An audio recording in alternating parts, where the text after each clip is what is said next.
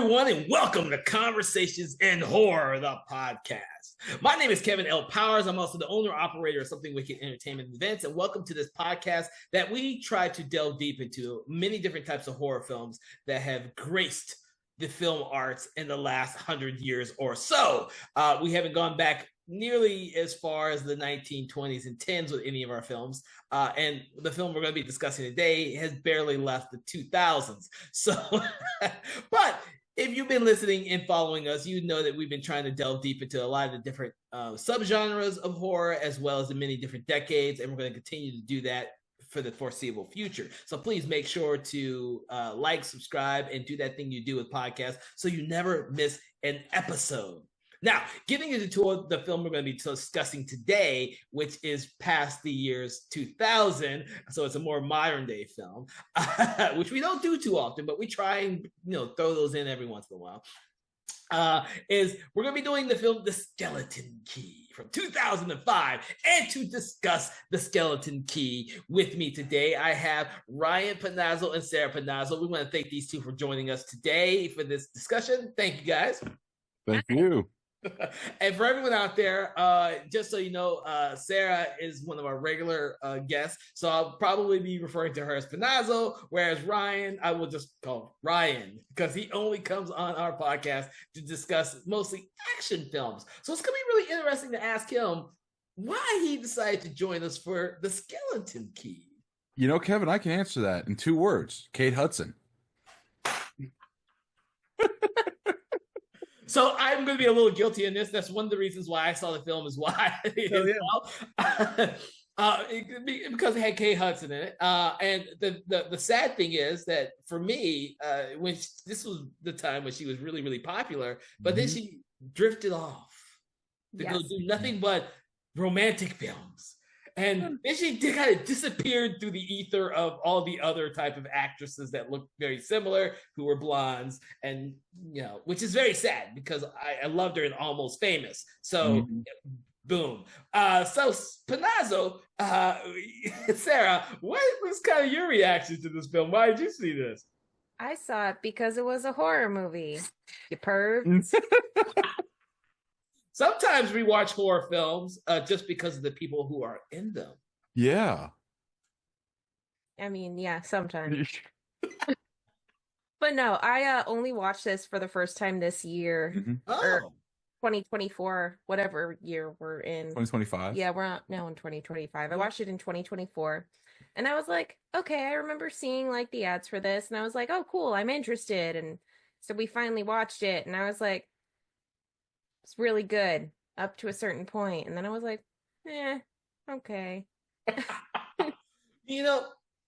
always thought this was, when I saw this 20 years ago now, it's really strange to be talking about this movie that was released in 2005, and it's now been 20 years since this movie came out. And it's really odd to me because I didn't really think it was that old.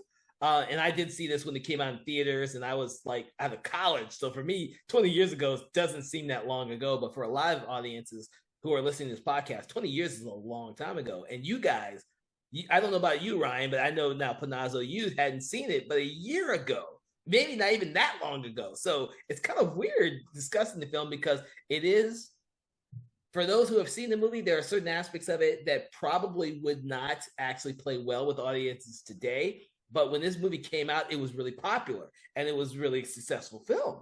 Yeah, and I think that's why I didn't like it at that certain point, because it is a very interesting take. You've got a lot of voodoo versus hoodoo, which we don't get a lot of anymore. I think the most other recent one would be Hatchet, that you would say more is like voodoo hoodoo. And so this really plays well with that part of history. It all takes place in Louisiana, which is really cool. But yeah, that part we're watching it last year definitely doesn't play well with modern audiences. I can tell you that. Well, Ryan, when did you see it? Did you just see it last year with Sarah, or did you watch it years ago? This was a Blockbuster rental back in the day. Yeah, my brother got it and had his friends over, and I was the little brother tagging along, and I watched it. And I liked it. I thought it was really good even back then because it's when you think of in terms of horror movies, um, I remember Jaws messed me up, Birds messed me up, even Jurassic Park caught me. But this isn't that quote unquote scary. Mm-mm. It deals a little bit more supernatural, so it has that horror element there. But even back then, I was what, oh 05. I was math. I don't know. I couldn't drive yet. 13. Oh yeah, so but I was right at the age. Kate Hudson was in it. So for me, that the whole thing about the early 2000s is we got a lot of these suspense and thriller films that were kind of designed to go for general audiences, and that's how this film plays for me. One of the reasons being is that we got a lot of American remakes of Japanese films. So when The Ring came out, and I think we had What Lies Beneath, and a bunch of the Shudder, and a bunch of those came out around the same time. They weren't really films that were for horror fans, but they were more for general audiences. So they didn't really go very deep in any type of gore. They were more for suspense and thriller aspects because there's a lot of jump scares in this movie. I forgot about that. There's a lot of those in this. It's not as spooky as some others. It's very suspenseful and trying to solve the mystery of what is going on. But yeah, you get those couple of jump scares throughout that leave you thinking there's something else going on. And that's why I brought up The Ring, because the mystery aspect is very, very central to the plot of the movie. Like The Ring, she has to, like this movie, she has to figure out a mystery that drives the whole film. And I think that's probably why I loved it so much when it originally came out, is because I was a huge fan of The Ring and Ringu. I actually seen Ringu before I actually saw The Ring, and a lot of the other Japanese films of that time. I actually saw the original versions versus the American remakes. But I love that aspect of those films because I had gotten tired of the watered down slasher movies that were coming out during the 90s. So this type of movie was a breath of fresh air, despite the fact it wasn't for the gore fan in me. This was a breath of fresh air. And so you guys seeing it just last year, you didn't have that whole that atmosphere, that background. You guys said, it seems kind of old now. 20 years. It's only 20 years old. It's kind of old. And it's not that it's old, but times have changed. Like you can't make certain movies anymore, and this is definitely one of those where the entire ending of the movie would be different today. Yes. Like I said, going into the hoodoo voodoo stuff, it's a lot of fun. It's really cool. Nobody does it anymore, which is really disappointing. But yeah, it makes you learn a little bit more about that kind of culture, and it plays with you throughout the movie to try and figure out exactly what is going on. So you bring up a very good point in regards to the whole culture, and making this a film that takes place in Louisiana is actually a key to why the film, in my opinion, is successful, because of all of the great cinematography and the usage of the actual plantation that they're at.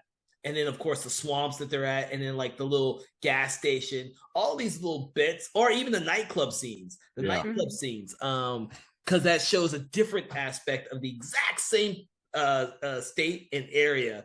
And there is a mention between Jill and Kate Hudson's character, Caroline, where she's only an hour away. That's it.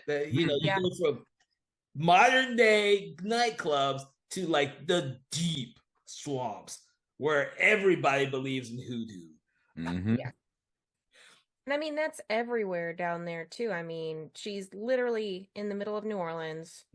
And I mean, there's stuff everywhere down there. The cemeteries, the ghosts, all of it. There's hoodoo shops everywhere. And yeah, I mean, it's also interesting how it plays on characters, because she is super white, obviously not from this area at all, and knows nothing about any of this. Characters from New Jersey, right? I think so. I think it was New Jersey. Yeah. Yeah, or the Bronx or something like that. And then throughout the movie, you find out that all of these other people who are from the area are very superstitious. Mhm. And she's always questioning, well, is it a mental thing? Is it a physical thing? Or is it really just a spiritual issue is going on? So it toys with you a little bit as to what is real and what is not. I think that works because with her character, and when we first see Caroline, she's actually with a patient in the hospice that's about who actually does die, and then Mhm. she realizes when she's taking out the person's stuff that the family doesn't want anything to do with them, and then she has to throw it away. But she doesn't like the fact that that's what happens to some of these people who die in the hospice. Yeah. So it's very depressing at the very beginning because she feels that way, and of course you see her driving to the interview before she gets a job, and she's kept a trinket from the guy who died as kind of Mhm. like a memento of the fact that she doesn't want to be that she wants to care for these older people who are on the verge of dying, which makes her character a little bit more tragic when Yeah. you realize what happens to her at the end. But Yeah. it sets up her to be a very caring person because essentially you have John Hurt. Is it John Hurt? Yes. Yep. Okay, I was trying to not get them mixed up with the other Hurt. But you have him who is almost completely doesn't say anything for most of the whole movie, Yeah, which has to be hard. Yeah, he's a stroke victim, so he's basically paralyzed on both sides, can't speak, can't do anything for himself. Um, but yeah, you see this logic and reason of science being a nurse and taking care of somebody versus, okay, well, how much of this is spiritual? Mm-hmm. So it's an interesting turn of everything going on in the movie. There's a lot of, like we said, the sleuthing when it comes to her and Luke, who is Mhm. like their real estate lawyer and just trying to get everything together. And My darling, he's an attorney at law. sure, that one, whatever. Um, but yeah, I mean, and then you learn more about the South in general, just with everything that goes on. There's some traditions you have to keep and just different things that add up or don't add up throughout the movie. Yeah, which is one of the things why the twist works for me is because Caroline thinks what's going on is one thing, Mm-hmm. but there's something even deeper going on below that, which makes her Mm-hmm. story much more compelling to watch and more tragic when you figure out what happens to her at the very end. Yeah, the whole story as a whole is quite tragic and horrific if you really think about it. And there is so much more deep exploration you can do into characters who aren't even in this movie that they talk about that leaves you wanting more, but I don't know how much more you could tell. Well, one of the interesting things when you because you bring this up is the picture that she first finds, which is of the two.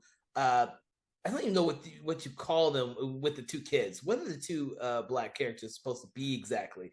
They're former because it was the 20s, I believe. So what was Yeah, it? so I don't know if Servants? they're, yeah, I think they're more servants than slaves. They never outrightly say. Yeah.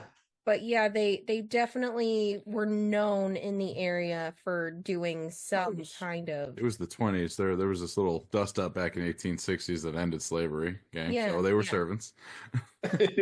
So, well, I'm thinking because of the way that they are in the flashback scenes where they look like they're all dressed up, they may have Mhm. been something to do with like bootleggers and everything like that during that time period. yeah, That they had a business that was successful because you got to remember, from all intents purposes, the house belonged to them, and that's a big freaking house. Yeah, yeah. I think they said that the family themselves were bankers. They were part of the bank. they did say, didn't they? Yeah. Yeah, they do mention it Okay. briefly, but yeah, there's the whole party with everything. So Yeah. they've got the servants watching over the kids and everything else, and it just kind of all goes to shit. Well, keep in mind, yeah, well, it does go to shit, but you get that sense that there's a rich history and the backstory that we don't see all of it. And they try and explain a lot of it, but like we're talking about it now, and some of Mhm. it's very, very vague, which makes the very ending of the film, when you get a lot of information all at once, uh, interesting and different at its time. I mean, the most I think we get is from the fact that when Caroline takes Luke back to the gas station and there's the old lady and she mentions the song that she's hearing and Justify, the old lady's terrified of what Caroline is asking about. She shouldn't be asking about stuff like that. Yeah, and so obviously there's rumors and there's history of who these people were, and what their version of witchcraft can and cannot provide. Yeah. Because if you don't believe in it, it can't hurt you, which is repeated multiple times through the movie. Which I think is also interesting when they talk about all of the other hospice nurses they bring in who are like, nope, I know the area. I'm getting the fuck out of Dodge. Yeah. So they have to bring in Kate Hudson, and she's just ignorant enough to the customs that she doesn't piece together what it is. Yep. Which is also interesting because as much as she likes to claim she doesn't believe in any of that, one of the big plot points is that she slowly believes it because she thinks that it's part of what John Hurt's character, which I can't remember, Ben. She believes that Ben believes it, so therefore she has to find a way to solve the problem by believing in it as well, even though she says she doesn't believe in it. That whole type of thinking is interesting and could be confusing to a lot of people until you realize the twist at the end. So, yeah. Getting to that, was it Gina Rollins, who I forgot she was in this movie. Shit. I was like, oh wow, this had a really good cast. But 20 years ago, I was like, I had forgotten all of this because you don't normally see Gina Rollins in this. And other than Alien, I don't know John Hurt being in many horror films. Yeah, I think they said this was Gina Rollins' only horror film. And John Hurt, I feel like he did another one or two horror films, but I can't remember off the top of my head. Well, he was in that one TV series that was horrifying. Which one? Doctor Who. Oh. I thought you were a Doctor Who fan. Nope. I can't say much. I haven't watched Doctor Who since the Tom Baker days, so I'm really far behind. Love my wife to death. She's tried for how long we've been together? 13 years, and I can't do it. I just can't. I'm sorry. But I mean, even Peter Sarsgaard in this, like he does a great job of being a character again. Peter Sarsgaard. Pops up in movies every now and then. Would I say he's like a blockbuster A-lister? No. Is he a solid, like, this is going to be a good movie because he's in it? Yes. And he always understands the assignment. He's an amazing character actor. He shows up, nails it, and then leaves with a paycheck. Well, I kind of remember when this came out that they were trying to make him into something he wasn't really. Sort of like Kate Hudson, but, she drifted into mostly romantic type of films. And those... And I think those two pairing in this movie is probably one of the big drawing points when they originally came out. Whereas Gina Rollins, who I knew of, and John Hurt, who I knew of, were like good character actors or older actors that they're sticking in this movie for. The selling point definitely was Kate Hudson and Peter Sarsgaard back then, because I remember like that was around the same time that like Jessica Alba was in a bunch of horror films because it got people to see it. I mean, like you had Halle Berry doing Gothica. It was just a bunch of like famous people and throw them into horror movies, even though they've never done a horror movie in their life. And she didn't end up doing another one after this one, which is so sad. It is. But what did you think about John Hurt and Gina Rollins in this film? I love John Hurt. I think he does a fantastic job in everything he does, and I know he was really excited about this. He was like, "For once, I can sit and do nothing and get paid." He didn't do anything. He didn't. He said maybe 2 sentences. Yeah, that but weren't I mean, complete. everything but he acted that he every could scene do. he was in. I mean, the looks with his eyes and doing that minimalistic acting that you can only do, just phenomenal. That's funny because I still think of him. I always bring up, I love him in Alien, But what really always piques my interest and puts a little giggle in me is the scene in Spaceballs where he recreates that scene from Alien at the very end. So Not again.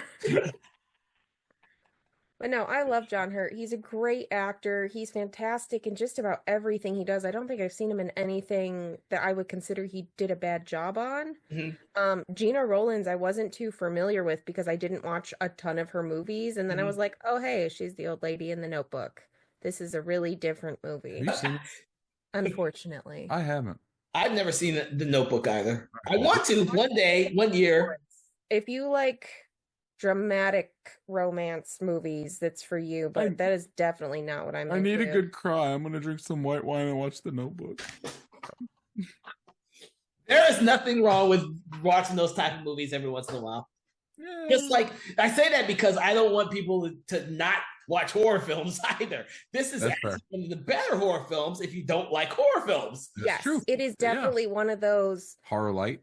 It's a horror light. It's not too gruesome. I think there's just one scene that's a little over the top, and that's her nightmare, where she's like voodoo doll-esque. Yeah. And I think that's the only like gross part of the movie. Everything else is very light. That's the scary images part of the PG-13 rating. Yes. Yeah. Well, because a lot of those PG-13 movies at that time period decided to rely on a lot of those jump scares. Yep. Because it was not gore. It was not like The Ring is a very effective movie because you have those flashy images that come in. They're not necessarily jump scares, but they're off-putting.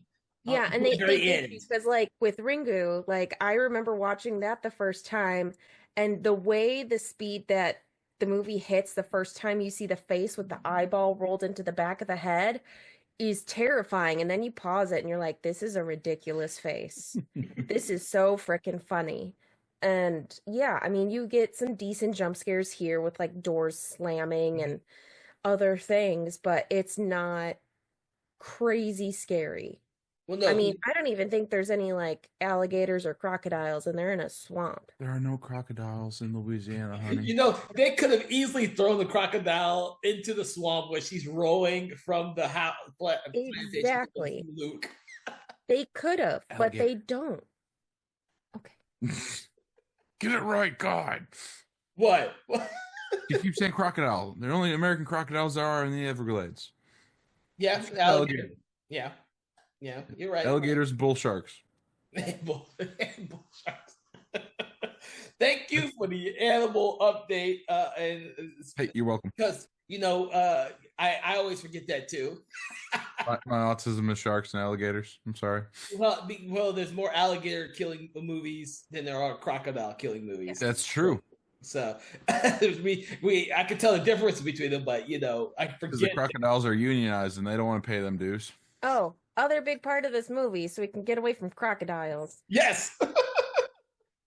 Mirrors are a huge part of this movie, and like I know we've done like Oculus and everything else where like mirrors are essentially part of like the soul and viewing the other side. So the lack of mirrors in this movie, except for the giant climax, is really creepy. It is creepy, and I thank you for bringing it up because it's really effective and it plays towards the story. I think. And because the very first time is when Caroline notices there's no mirrors up.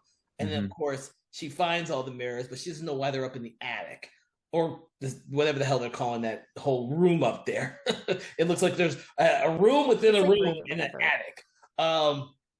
Which I guess because it's a huge fucking house, you'd have that anyway. So, and then, of course, when the Violet sees that she's brought down the mirrors and she told her not to, she has this whole little tirade for a few moments, which they have to keep bringing it up because when you get to the very end, what is done with the mirrors is really creative. Yes.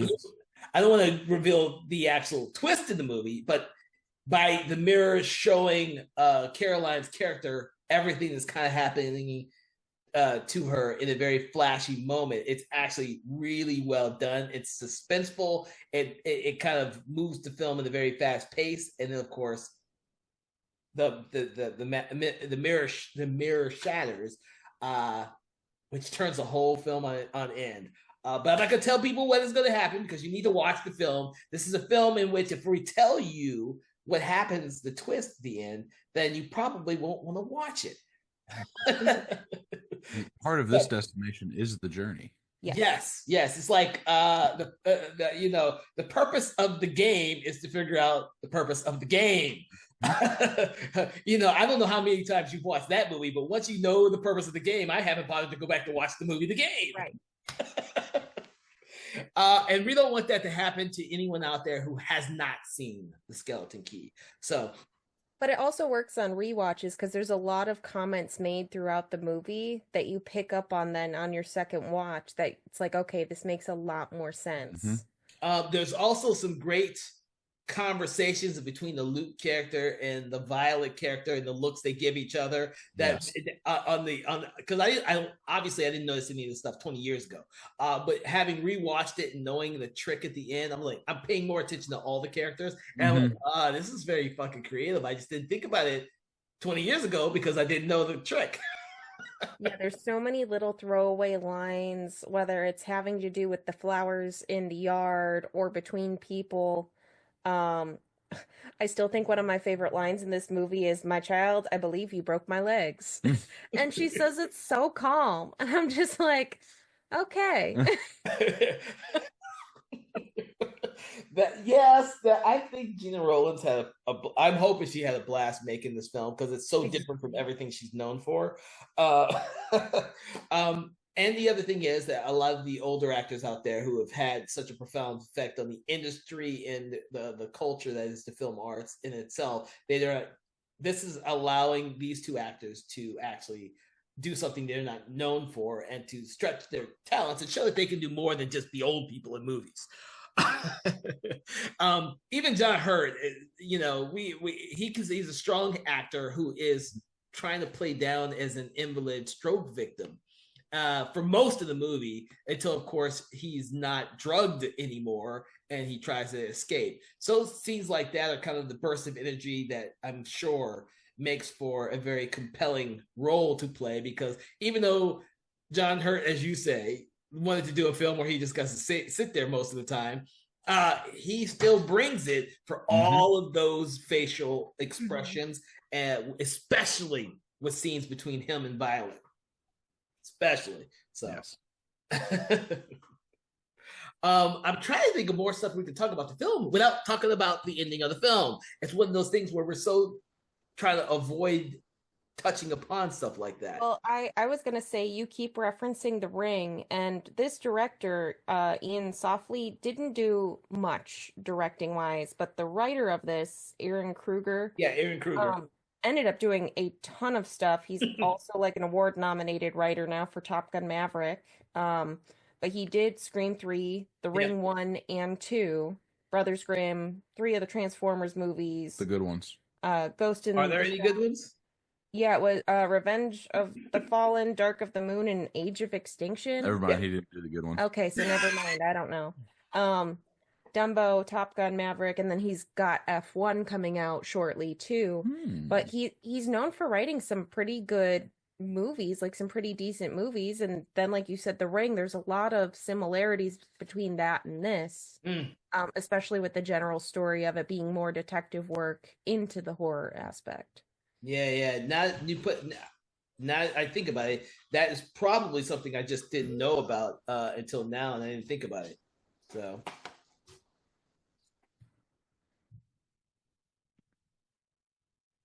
I'm sure the mic picked that up. We need to talk about that. Or was it that Pretty Plantation that was filmed?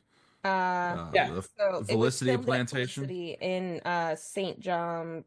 James's Parish in Louisiana. And it was pretty. It was gorgeous. Apparently, the whole swamp is not real. That's all CGI'd in and at a different location. Yeah, it is surrounded by like fields. Okay. Because it was I think it was I saw exactly which one. I think it was sugarcane. Okay. In particular, so it's surrounded by fields. It's not really surrounded by water, so they had to put the water in there. Interesting. Interesting. Yeah, and then I was looking, it's done a couple of other smaller movies and TV shows, but the other main thing that it's known for is 12 Years a Slave.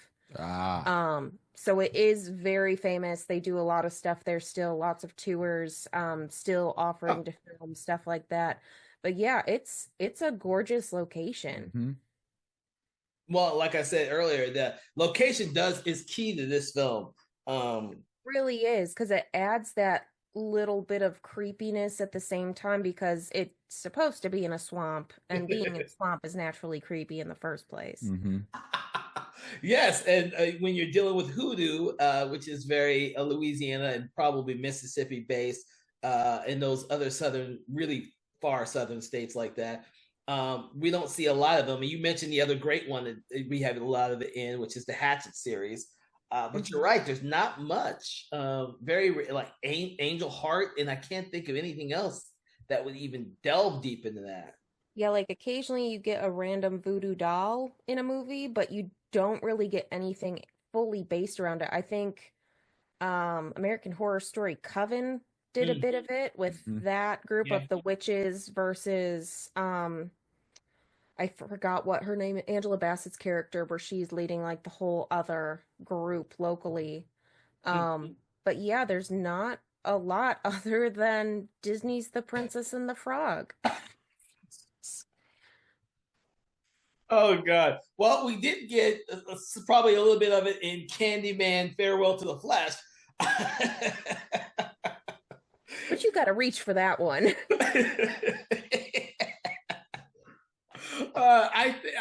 And the thing is, when it comes to these type of films, voodoo, which also delves into zombies, the voodoo zombies type, and Hmm. them trying to differentiate between voodoo and hoodoo, because in this film they make you aware that there is a difference Yes. because it's a common mistake to believe that they're both the same.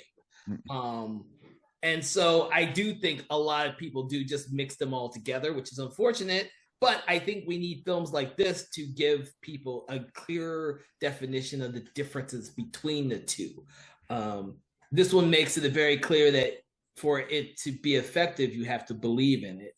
And Yeah, which is terrifying at the same time because like you don't have to believe in anything you don't want to, but as soon as you do start believing is when it can become positive but also dangerous.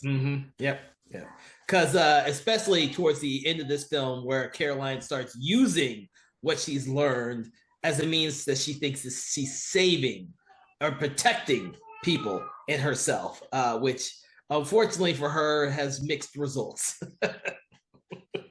Oh my god!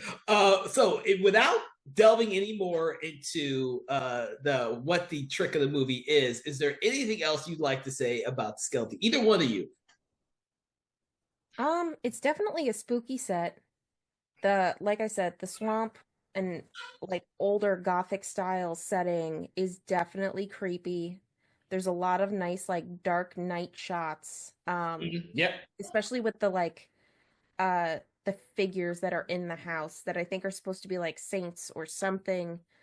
In the dark they look like people. Hmm. So you get a lot of creepy shots that way. There's a lot of foreboding throughout the evening shots.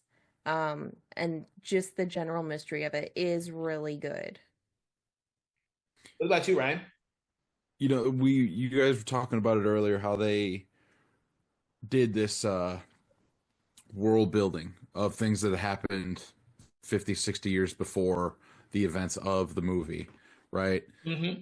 Not every movie does that right. You look at like Game of Thrones, where they talk about Robert's Rebellion, and they do this great job of world building and telling the story without showing a single second of it. I don't think they show a single second of the past of this movie, right? The events that led up to this movie, but they do a really good job at explaining who the characters were, their motivations, and they don't have a second screen time. So for a mid aughts jump scare horror movie, this was actually like a banger. Mm-hmm. On a rewatch, it's like, damn, this was pretty good. I mean, don't get me wrong, Kate Hudson, oh my god, but they did a really good job at the world building and the storytelling in this. And John Hurt does a great impersonation of a hot dog in a wheelchair.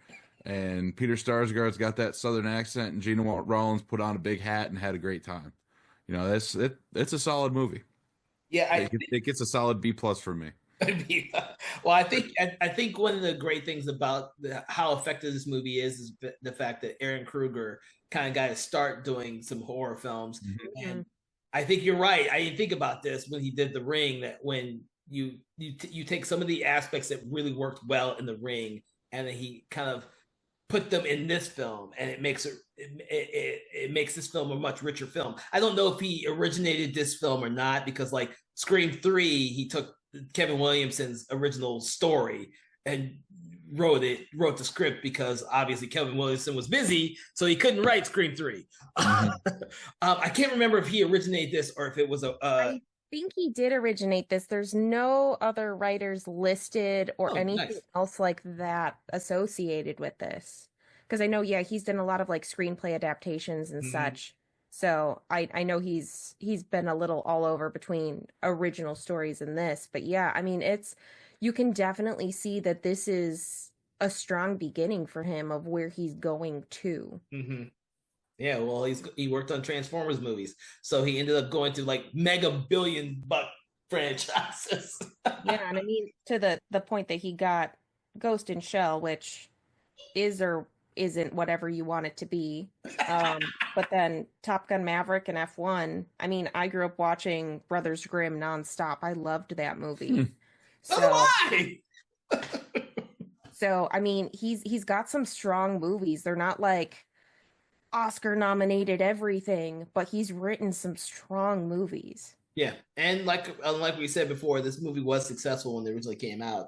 But it's one of those films that is successful, but then you kind of forget about it.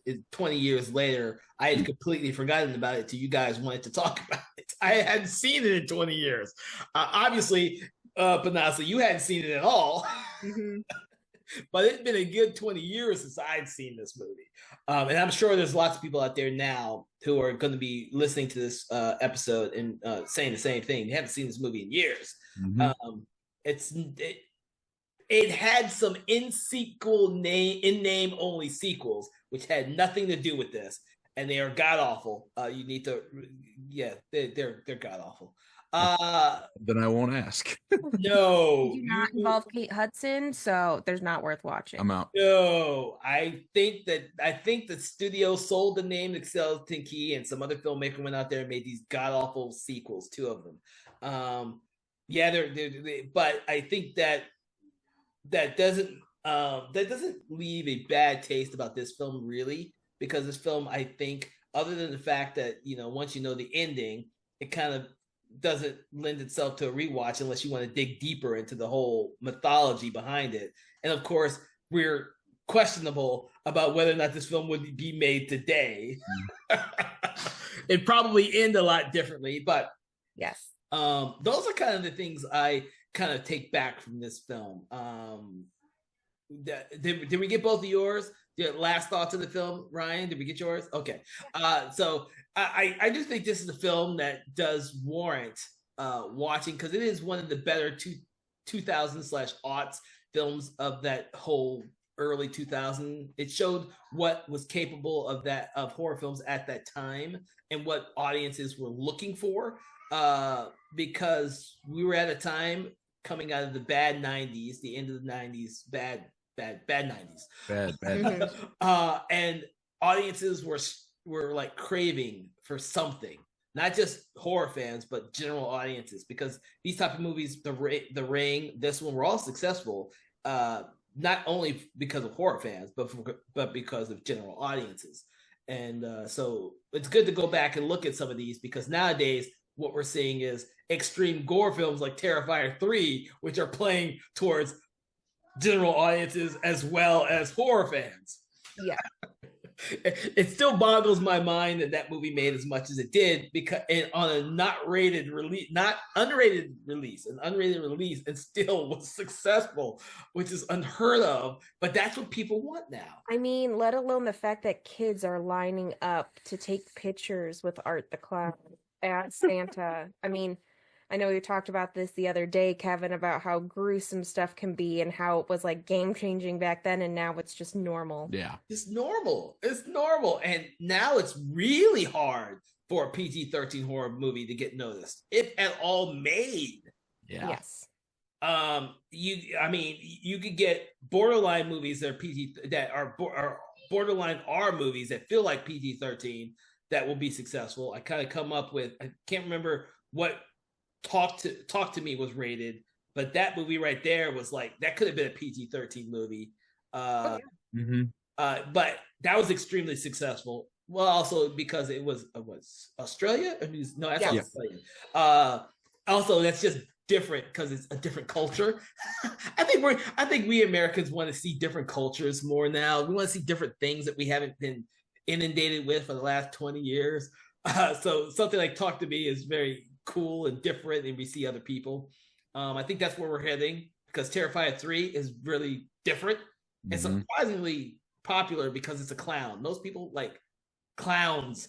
We used to be terrified of clowns, and now they're popular again. I'm like, what the hell happened? They forgot about them hiding in the trees. I was about to bring that up. Why was that a thing? I don't know, but people forgot about it, and now we're okay with clowns again. Yeah, we're all good. But, Stephen King's It, two of the most successful Stephen King adaptations ever now. Yes. Clowns. Clowns were like, you didn't make movies about clowns. People don't like clowns. They're clowns from outer space. I mean, clowns were not good things. And now we have Clowns in the Cornfield coming out this year. Yep.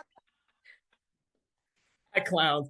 Oh shit. All right, so those are my final words on this movie. I do want to get you guys' ratings for it, because for everyone out there, we now rate the movies that we talk about from 1 to 5, being 1 being poor and 5 being excellent. Where on the spectrum would this fall for you, Ryan? Like a 4.2. No, I'm not going to question it. He said a 4.2. Okay. Yeah, I do decimals. It's like I said, great acting, great story. You could tell they enjoyed it. It wasn't like a tense play, tense work. Apocalypse Now, it was not.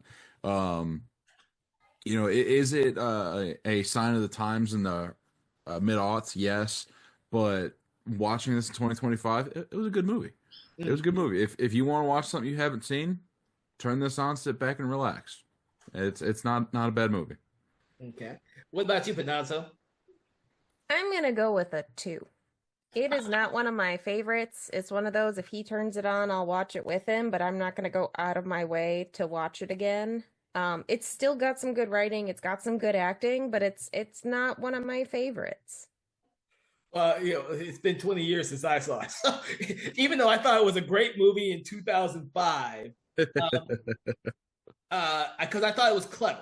This is before Get Out. This is before a lot of things that were, it had that whole cultural hoodoo thing going for it, and it had Kate Hudson going for it. But it also had Gina Rowlands and John Hurt. When I saw this, I knew all of these actors. I knew who all of they were. Peter Skarsgård. I knew them all. I didn't know who the director was, which is a selling point for me back then. I used to be able to just name directors off and go see horror films based on them.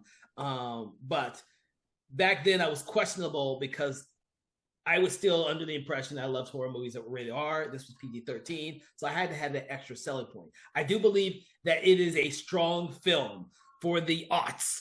It is a really strong film that holds up well, except for the fact that some people may think that the ending is a little bit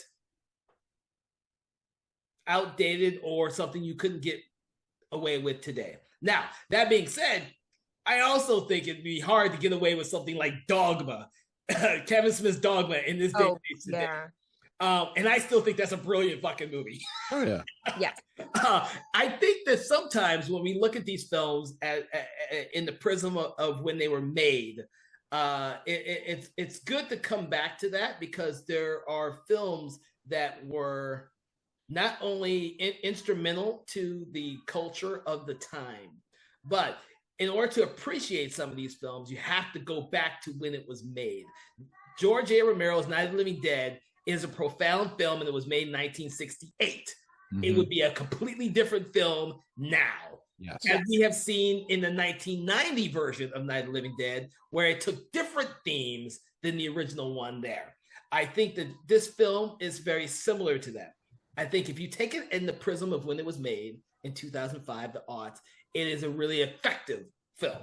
It gave audiences something they had never seen before, and the ending is part of that. You would never have seen that in a film back then. It was like, wow, that's some wow. It just wouldn't fit with audiences today. So you'd have to go back then to kind of appreciate it. I give the film a 3.5 stars. It got a higher rating for me in 2005. Now, that being said, a lot of shit has come out since 2005, which is why my has gone down a little bit more. And Ian Softly, as director, is not a director I kind of go out and look for his films. Yeah. If this was like Wes Craven, John Carpenter, or somebody, it'd probably be much higher on the scale because I was like, oh yeah, this is a great introduction film to him and all that type of thing. So I would love that. But 3.5 stars for me. And I did decimals 2, Ryan. I just didn't go to the weird 0.2.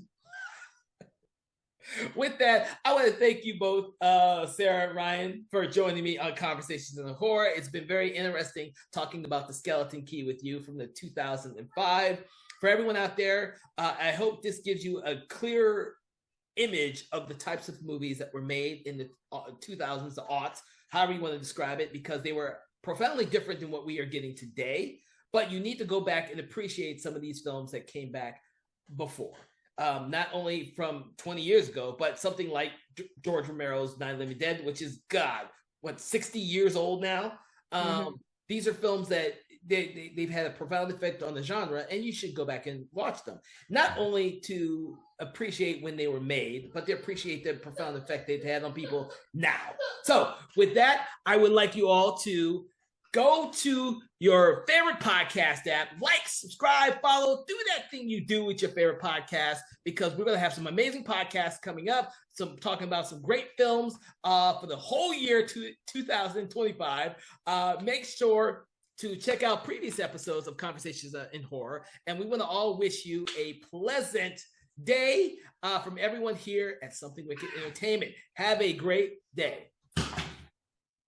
Conversations in Horror is a Broken Lighthouse Pictures production, written, produced, and directed by Kevin L. Powers, executive producer Kelly A. Inoka.